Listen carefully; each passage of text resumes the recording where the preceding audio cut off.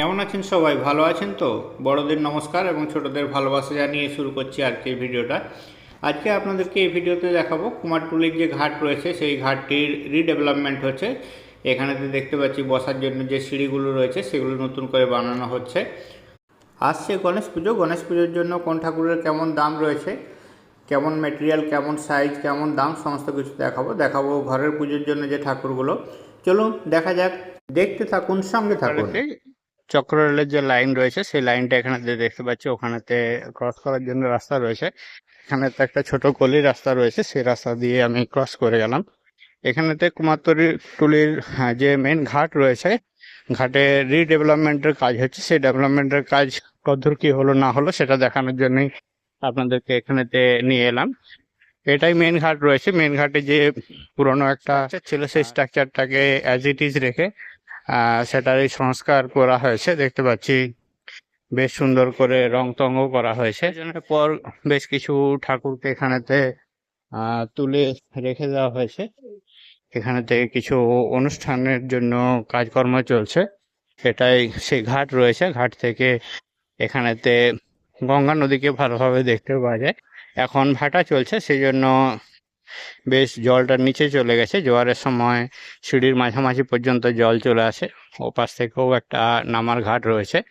ওপাশেতে শ্মশানও রয়েছে, যেখানেতে একটা চিমনি রয়েছে। গঙ্গার জলেতে দেখতে পাচ্ছি কচুরিপানা বা যে জাতীয় জিনিসগুলো রয়েছে সেগুলো সমস্ত ভেসে ভেসে নিচের দিকে যাচ্ছে। এই জায়গায় গঙ্গা নদীতে একটা বেশ বড় সড়ো বাঁক রয়েছে। ওপারেতেই হাওড়া রয়েছে। ওই পাশেতে দেখতে পাচ্ছি নবান্ন যে বিল্ডিং রয়েছে সেই বিল্ডিং রয়েছে। ওদিকেতে যে সব থেকে উঁচু রেস্টুরেন্ট তৈরি হচ্ছে হাওড়া স্টেশনের ওই পারেতে, সেটাও দেখতে পাওয়া যাচ্ছে। আর একটা বোট আসছে এখানে, সেই বোটে করে নদীর বক্ষ দিয়ে যে যান চলাচলের যে ব্যবস্থা রয়েছে সেই ব্যবস্থারই এটা অঙ্গ রয়েছে। বোট দিয়ে বেশ কিছু মানুষ এক ঘাট থেকে অন্য ঘাটেতে এগিয়ে যাচ্ছেন। দূরেতে দেখতে পাচ্ছি ড্রেজার করার জন্য একটা জাহাজ যাচ্ছে, যেখানেতে নদীর যাতে নাব্যতা ঠিক থাকে সে নাব্যতা ঠিক রাখার জন্য নদীর থেকে বালি পলি এগুলো জায়গায় জায়গা থেকে তুলে তারপরে আবার স্থলভাগেতে নিয়ে আসা হয়। এটি দৃশ্যটি দেখে ভালোই লাগলো। এই নদীর এধারেতে অনেকগুলো ঘাট রয়েছে, সেই ঘাটগুলোর মধ্যে যাতায়াত করার জন্য এ ধরনের ভ্যাসেলের ব্যবস্থা রয়েছে। ওপাশেতে ড্রেজারটা রয়েছে। ঘাটগুলো এই পাশেতে আরেকটা ঘাট রয়েছে যেখানেতে সংস্কারের যে কাজগুলো সেই কাজগুলো চলছে, সেগুলো দেখাতে চেষ্টা করছি। এগুলো সমস্ত ঢালাই দেওয়া হচ্ছে। ঢালাই দিয়ে ঘাটগুলোকে বাঁধানো হচ্ছে। বেশ কিছু মানুষ সেখানেতে গঙ্গার জলেতে স্নান করছেন। সামনে দেখতে পাচ্ছি গঙ্গার জলেতে স্নানের কাজ চলছে। আর এপাশেতে গঙ্গার যাতে ধারগুলো ভেঙে ভেঙে না যায়, গঙ্গার ধার পাড়গুলো যাতে করে টিকে থাকে সেই জন্য এভাবে ব্লক ব্লক করে জায়গাগুলোতে সিমেন্ট দিয়ে ঢালাই করে মাঝের জায়গাগুলোতে বালি পাথর দিয়ে জাম করে দেওয়া হচ্ছে। ওপাশে তো বেশ বড় সড়ো ঘাট রয়েছে যেখানেতে নিচে নামা যায়। ওপাশটায় গিয়ে আপনাদেরকে দেখাচ্ছি। এখান থেকে আস্তে আস্তে উঠে যাচ্ছি। হর হর মহাদেব। এখানে দেখতে পাচ্ছি একটা দেবাদিদেবের মহাদেবের মন্দির রয়েছে। শ্রাবণের সোমবার রয়েছে, তৃতীয় সোমবার। সোমবারেতে শিবের মাথায় অনেকে জলও ঢেলেছেন দেখতে পাচ্ছি। চলছে শিবের এই সোমবার উদ্দেশ্যে রান্না বান্না, সাথে চলছে গানও। আমরা এগিয়ে যাচ্ছি ডান দিকের অংশটা দেখার জন্য। পুরো রাস্তার ধারে এই সংস্কারের কাজ চলছে, সেই জন্য এই জায়গাগুলোতে ঘিরে রাখা হয়েছে। স্ট্রাকচার করে টিন দিয়ে জায়গাগুলোকে ঘিরে রেখেছে। ওপাশ থেকে যেটা দেখাচ্ছিলাম সেটা এখানেই চলছে। এইভাবে ঢালাই দিয়ে যাতে জায়গাগুলো ক্ষয় না হয় সেই জন্য ব্যবস্থা করা হচ্ছে। পশ্চিমবঙ্গ নতুন সরকারের নতুন উদ্যোগ এটি। সংস্কারের কাজ সম্পূর্ণ হলে জায়গাটা আরো ভালো হয়ে যাবে। সাথে বেশ কিছু ফুলের গাছ, ফলের গাছ, বসার জায়গা এ সমস্ত থাকলে জিনিসটা দেখতে আরো সুন্দর হয়ে যাবে। গঙ্গার অপোজিট সাইডে কলকাতার যে পুরনো ঘর বাড়িগুলো সেগুলো দেখতে পাচ্ছি ব্রিটিশ আমলের সমস্ত ঘর রয়েছে। ঘরের দরজা জানালা, তাদের যে স্ট্রাকচারগুলো দেখলেই বোঝা যায় যে অত্যন্ত পুরনো ঘর রয়েছে, জরাজীর্ণ অবস্থায় রয়েছে। তার মধ্যেই বেশ কিছু মানুষও এখানে থাকেন। এপাশে তো সেই সংস্কারের কাজগুলো চলছে, জায়গাগুলোতে এরকম ভাবে ঢালাই দিয়ে উপরে তুলে দেওয়া হয়েছে এবং তাতে বসার জন্য যে ব্যবস্থা সেই ব্যবস্থা থাকবে। বেশ কিছু মানুষ এখানেতে এসছে, আমরাও এসছি আপনাদেরকে দেখানোর জন্য। আমরা সিঁড়ি দিয়ে আস্তে আস্তে ঘাটের একটু নিচ দিকে নামলাম। এখানেতে যে ইনফ্রাস্ট্রাকচার গুলো তৈরি হচ্ছে সেগুলো দেখতে পাচ্ছি। এখানটা কাজটা কিছুটা এগিয়েছে, দেখতে পাচ্ছি নদীর ধারটা এভাবে ঢালাই দেওয়া হয়েছে, তার উপরেতে বিভিন্ন ধরনের পাথর দিয়ে বসানো হয়েছে যাতে করে জলের ঢেউটা আটকায়। আর এখানেতে সমস্ত কনস্ট্রাকশনের যে কাজগুলো সেই কাজগুলো চলছে। এপাশেতে ঘাট বাঁধানোর যে কাজটা সেই কাজটা সম্পূর্ণ হয়েছে। দেখতে পাচ্ছি ঘাটের মধ্যে অনেক মানুষজন রয়েছে যারা এখানেতে বসে রয়েছেন, অনেকে স্নান করছেন। আস্তে আস্তে জোয়ার আসতে চালু হয়েছে, দেখতে পাচ্ছি নদীর জল আস্তে আস্তে উপর দিকে উঠে আসছে। পূর্ণ জোয়ার যখন আসবে তখন জল প্রায় এতদূর পর্যন্ত চলে আসে। আমি যে জায়গাটা দিয়ে হাঁটছি এখানেতে দেখতে পাচ্ছি গঙ্গার যে পলি, সেই পলি পড়ে গঙ্গাতে মাছ ধরার জন্য এখানেতে একজনকে দেখতে পাচ্ছি বসে রয়েছেন। ও পাশেতে মানুষজন সবাই স্নান করছে। জোয়ার আসার সঙ্গে সঙ্গে গঙ্গাবক্ষে বাকি যে ভেসেল গুলো রয়েছে সেই ভেসেল গুলো আস্তে আস্তে উপরের দিকে এগিয়ে আসছে, সাগরের থেকে আস্তে আস্তে উপরের দিকে এগিয়ে আসছে। ওপাশেতে বিভিন্ন ঘাট দেখতে পাচ্ছি। এখানেতে গঙ্গা বেশ চওড়া রয়েছে, অনেকখানি চওড়া রয়েছে। একটা বড় সড়ো বাঁক রয়েছে যেখানেতে প্রায় 1.5 থেকে 2 কিলোমিটারের মতো চওড়া বলে মনে হচ্ছে সামনের অংশটা দেখে। এদিকেতে ঘাটে প্রত্যেকের যে নিত্যকর্ম রয়েছে সেই নিত্যকর্মগুলো চলছে। দেখতে থাকুন, সঙ্গে থাকুন। এখানেতে দেখতে পাচ্ছি একটা ব্যানার রয়েছে যেখানেতে কুমারটুলির ঘাটকে সৌন্দর্যায়ন করলে কেমন হবে সেই জিনিসটা তুলে ধরা হয়েছে। আমি একটু জুম করে দেখাতে চেষ্টা করছি। আগে এরকম ছিল, চারদিকেতে গাছ ছিল, মাঝে একটা ছোট ঘাট ছিল। এখন এ ধরনের বানানোর চেষ্টা করা হচ্ছে। আর ডান দিকের বেশ কিছু অংশ এরকম রয়েছে, বাঁ দিকের কিছু অংশ এরকম রয়েছে, যেগুলো আমরা একটু আগেতে দেখে এলাম। এটা কুমারটুলি ভগবতী সংঘের যে বিল্ডিং, সেই বিল্ডিং মাঝে এখানেতে একটা পুরনো নারকেল গাছ ছিল। নারকেল গাছটাকে অ্যাজ ইট ইজ রেখে ডেভেলপমেন্টের যে কাজ সেই কাজ করা হচ্ছে। আমরা মূল যে ঘাটটা ছিল সেই ঘাটটাতে একটু বাঁ দিকে করে গিয়েছিলাম। এখান থেকে সামনে গিয়ে ডান দিকে গেলে কুমারটুলি সর্বজনীন পার্কের যে পুজো সেই পুজোটা পাওয়া যায়, দুর্গা পূজাটা। আর এদিকেতে কলকাতার যে ব্রিটিশ আমলের যে পুরনো বাড়িগুলো রয়েছে সেই বাড়িগুলো দেখতে পাচ্ছি। বাড়িগুলোতে বেশ কিছু মানুষজনও রয়েছে। এখানে বেশ কিছু খাবার দোকানও রয়েছে। এখানেতে নো পার্কিং জোন হিসাবে কলকাতা পুলিশ থেকে বোর্ড লাগানো আছে। অনেক মানুষজন এখানে আছেন কিছুক্ষণ গঙ্গার ধারে বসে পরিবার পরিজন বন্ধু বান্ধবদের সাথে সময় কাটিয়ে তারপর ফিরে যান। আপনাদেরকে আমি এই ডেভেলপমেন্টের যে কাজটা চলছে সেটা একটু দেখাতে চেষ্টা করলাম। চারটে মেন ঘাট যেটা রয়েছে যেখানেতে শিব পুজো চলছে সেখানেতে পৌঁছে গেলাম। ডেভেলপমেন্টের কাজটা এতদূর পর্যন্ত হচ্ছে, প্রায় 300-400 মিটার জায়গা জুড়ে এই কাজটা চলছে, যেখানেতে ব্যারিকেড করে রাখা রয়েছে। এখানেতে রেল লাইন রয়েছে, সেই জন্য চক্ররেল যে লাইন সেই জন্য এখানে দুটো লাগানো হয়েছে, কাঠামো লাগানো হয়েছে। এবছর কলকাতা পুলিশের তরফ থেকে ডিক্লেয়ার করা হয়েছে দুর্গা প্রতিমা যেগুলো হবে ভাসানোর জন্য, যেগুলো নিয়ে আসা হবে সেগুলো মাটি থেকে 17 ফুট পর্যন্ত উচ্চতা হবে, তার বেশি হবে না। সেই জন্য 17 ফুট উচ্চতার এই গেটগুলো বসানো হয়েছে। রেলের তরফ থেকে এগুলো বসানো হয়েছে। গাড়ি সমেত মূর্তির যে হাইট সেই হাইট ওটাই থাকবে। এখানেতে গেট বন্ধের ব্যবস্থা রয়েছে, যখন রেল আসে তখন গেট বন্ধ হয়ে যায়। দেখতে পাচ্ছি সাথে গেটম্যানও রয়েছে। আমরা রেলওয়ে ক্রসিংটা ক্রস করে গেলাম, আবার কুমারটুলির দিকে এসে গেলাম। সামনে কুমারটুলি সর্বজনীনের পুজো হয়। এখানেতে ডান দিকে ত্রিপল দিয়ে ঘিরে এখানেতে পৌঁছে গেছি কুমারটুলিতে। দেখতে পাচ্ছি একটি সুন্দর গণেশের মূর্তি, ছোট্ট ঘর পুজোর জন্য ব্যবহার করা যাবে এরকম একটি ছোট্ট সুন্দর মূর্তি রয়েছে, অবিসজ্জিত। গণেশ দেবতার মাথায় রয়েছে রাজমুকুট, কপালে রয়েছে রাজ তিলক, খুব সুন্দর চোখগুলো, এবং গণেশ দেবতার সূর্যও খুব সুন্দর অপরূপ রূপে সজ্জিত। সিংহাসনের উপরে উপবিষ্ট। এখনও কিছু অলঙ্কারের কাজ বাকি রয়েছে, রঙের কাজ এবং মাটির কাজ সম্পূর্ণ হয়েছে। এই ছোট প্রতিমাগুলোর দাম 5,000 টাকা থেকে শুরু হয় এবং সাইজ এবং কালার অনুযায়ী সাথে ডেকোরেশন অনুযায়ী দামগুলো চেঞ্জ হতে থাকে। কুমারটুলির অলিগলিতে বিভিন্ন ধরনের স্টুডিও রয়েছে, যেখানে ছোট বড় বিভিন্ন ধরনের এরকম গণেশের মূর্তি পাওয়া যায়। আমরা একটি স্টুডিওতে রয়েছি, যেখানে অনেকগুলি এরকম গণেশের মূর্তি রয়েছে অপরূপ রূপে সজ্জিত। প্রত্যেকটি মূর্তির মধ্যে একটি ইউনিক লুক রয়েছে। মূর্তিগুলো আপনাদের কেমন লাগছে অবশ্যই কমেন্ট করে জানান, আপনাদের কমেন্টের অপেক্ষায় রইলাম। অপরূপ রূপে সজ্জিত, দারুণ লাগছে। প্রত্যেকটির মধ্যে একটি আলাদা আলাদা ডিজাইন রয়েছে, আলাদা আলাদা কালারের টোন রয়েছে, তাদের পোশাক এবং বেশভূষাও আলাদা আলাদা রয়েছে।